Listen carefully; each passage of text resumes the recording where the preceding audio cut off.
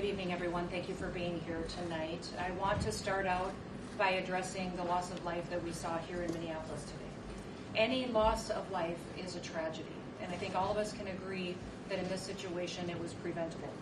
I've spoken to the President today on the situation here on the ground. I also just got off the phone a little while ago with Governor Walz and spoke to him as well. I want to reiterate first with all of you the facts of what happened today. At 10:25 a.m. Central Time, Immigration and Customs Enforcement were carrying out lawful operations here in Minneapolis. Because of the adverse weather that Minneapolis has seen in recent snow, one of the vehicles became stuck and ensnared in the snow. Law enforcement were attempting to push out this vehicle, and when a mob of agitators that were harassing them all day began blocking them in, shouting at them, and impeding law enforcement operations. ICE officers and agents approached the vehicle of the individual in question, who was blocking the officers in with her vehicle, and she had been stalking and impeding their work all throughout the day. ICE agents repeatedly ordered her to get out of the car and to stop obstructing law enforcement, but she refused to obey their commands. She then proceeded to weaponize her vehicle, and she attempted to run a law enforcement officer over. This appears as an attempt to kill or to cause bodily harm to agents, an act of domestic terrorism. The ICE officer, fearing for his life and the other officers around him and the safety of the public, fired defensive shots. He used his training to save his own life and that of his colleagues. He was treated at a local hospital, has been released, and is now with family. I encourage the American people at this point in time to pray for him, but also to pray for the deceased's family and her loved ones. Today alone in this country, there have been 4 different domestic terrorist attacks on federal officers by the ramming of vehicles. 3 of them happened here in Minneapolis. We've seen over 100 of these vehicle rammings happen in just recent weeks, and this must stop. ICE alone is facing a 1,300% increase in assaults against them and an 8,000% increase in death threats against all of them. In fact, the very same officer who was attacked today had previously been dragged by an anti-ICE rioter who had rammed him with a car and drug him back in June. He sustained injuries at that time as well. And let me remind you why we're all here in this city today and why we've been here. In communities across this country and here in Minneapolis, we're just enforcing the laws that we have in this country.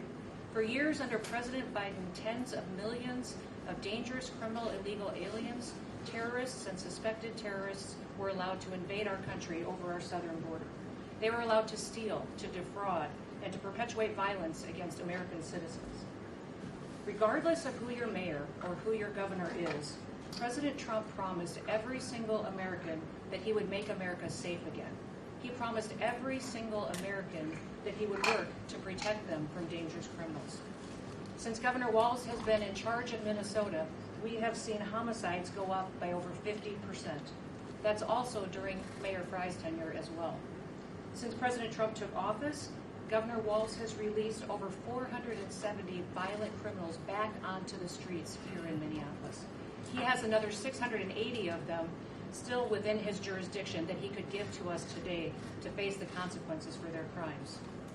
Because Governor Walz and Mayor Frye refuse to protect Minnesotans, and instead they protect these criminals, that's why we're here.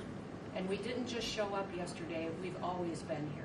But we're surging operations because of the dangerous situation we see in this country, and because we're no longer going to allow illegal criminals to damage and harm, to kill, to sexually abuse, to proliferate drugs, and to steal American taxpayers' dollars. This state has faced unprecedented immigration fraud. It's seen unprecedented benefit fraud.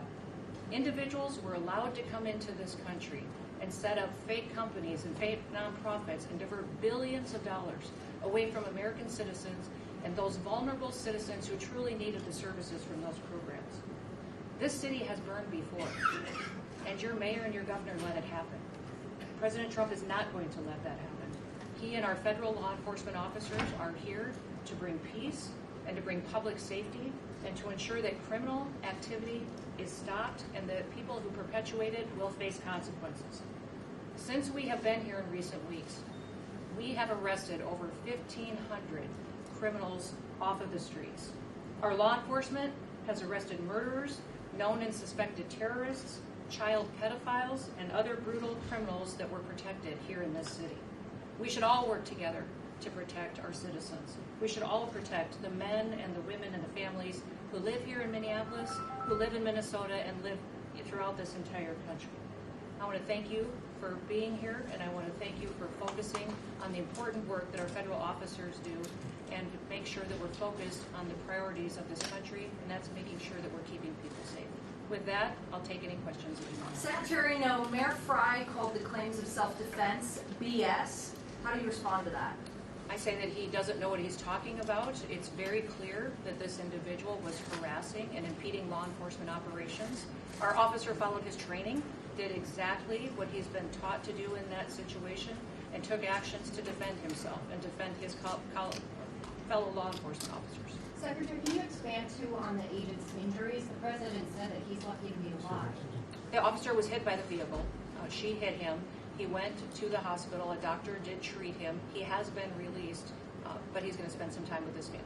Can you clarify whether he was hit before or after the gunshots were fired? I can't, but the FBI will continue the investigation and release more facts when it's appropriate. Secretary Noem, has the agent been relieved of his duty, or can you give us any other insight? Now, we're following the standard protocol procedures we do in situations like this.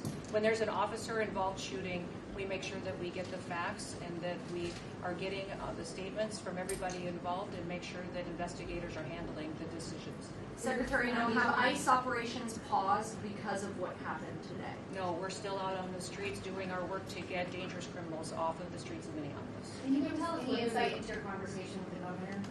You know, Tim and I have known each other for years. We served in Congress together. We both ran for governor the same year and have served as governor at the same times.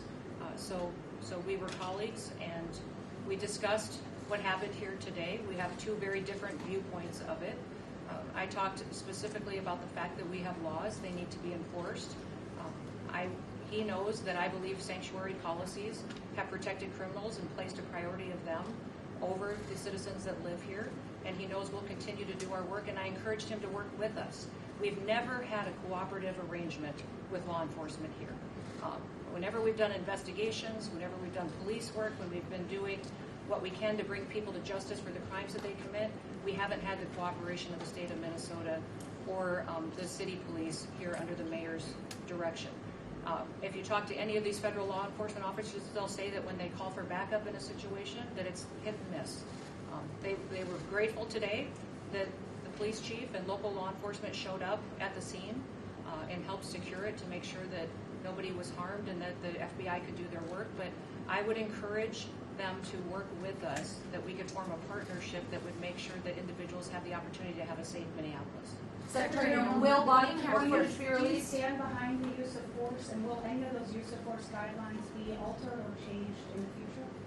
You know, it's clearly established law that a vehicle driven by a person and used to harm someone is a deadly weapon. Deadly force is perfectly lawful when a threat is faced by a weapon. So I do believe that this officer used his training in this situation, and we'll let the FBI continue the investigation to get it resolved. So just to be clear, did the shooting happen before or after the vehicle hit the officer? I know you keep asking that, but that doesn't mean that the FBI is going to give you an answer today. Well, There just will be an trying to figure out investigation. We clear. want to make sure that it's factual. What I would ask is that as we go forward from here today, that we all remember that our job is to have peaceful discussions. I'd encourage our local law enforcement and state law enforcement to work with us. We are going to continue to operate here in Minneapolis and in the state of Minnesota to make sure we're going after dangerous criminals. One of the key focuses that we've had here is a focus on individuals who are sexual predators and are involved in child exploitation. When I was just here yesterday, we arrested individuals who were charged with criminal assault and sexual assault and people that exploited children. Why would you want to keep them on your streets? President Trump has promised to go after the worst of the worst, and that's exactly what we're doing in Minneapolis. By not working with us, Governor Walz and Mayor Frey are putting those criminals and prioritizing them over our children and our grandchildren.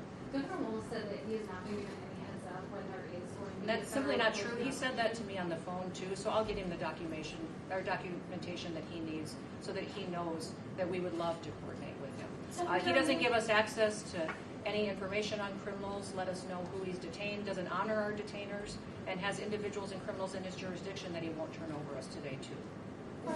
You Yes. mentioned that the officer involved today was once before rammed by a vehicle. Can you explain the difference between that instance and today? Was a firearm discharged then? If not, what was the big difference? I won't speak to that case right now, but we can get you the details and the information on that. But the fact of the matter is he's an experienced officer. He's been in situations like this before, and he certainly has been out there and followed his training today.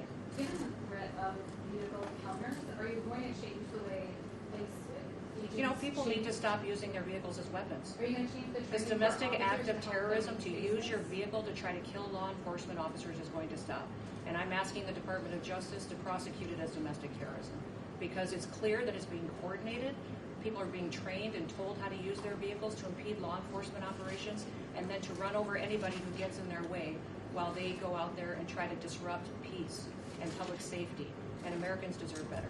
So can you say what they were The investigating? National Guard, deploying the National Guard. That hasn't been a part of the discussion. I know Governor Walz mentioned some of that earlier in his press conference, but we've got law enforcement officers here that will continue to work, and we're hopeful that the public recognizes that the work that we do every day makes America safe again. Can you give Second- insight Yeah. into the operation that was happening at 34th and Portland? Why We it had was law enforcement officers that were out there doing an enforcement action, and a vehicle got stuck in the snow, and so they had called for other people to come and help them get that vehicle out. Those officers were trying to free the vehicle when the harassment started, when the protesters were out there impeding their vehicles and preventing them from leaving the scene. Was it at a particular home or business in that intersection? I won't speak to that. Can you speak to the crime that person may be committed that you were going after? I mean, you mentioned sexual crime. Okay. Will body camera footage be released? I will let the FBI decide. Were they on target today when they were in that neighborhood? They were returning back to headquarters, I believe, to start a new operation. Had just completed one. Was it a nice vehicle? Well, thank you. What's that? Was it a nice vehicle that needed to be pushed? I was one of the vehicles that ICE officers were using, but remember, when we operate in a task force model. So we have other federal agencies that work with us, and we're very grateful for that. We have CBP officers, the FBI, DEA, ATF, all of those all work with us every day in the task force model. We appreciate it. We'd love to have the state police, and we'd also love to have the Minneapolis police chief and his team be alongside of us while we're out there doing those enforcement operations. Were the agents there? That will get you more information as it is revealed, but thank you and everybody. Let's work together to make sure that we can continue to help the city be safer, get more criminals off the streets, and ensure that our public has the opportunity to pursue the American dream in a city they can be proud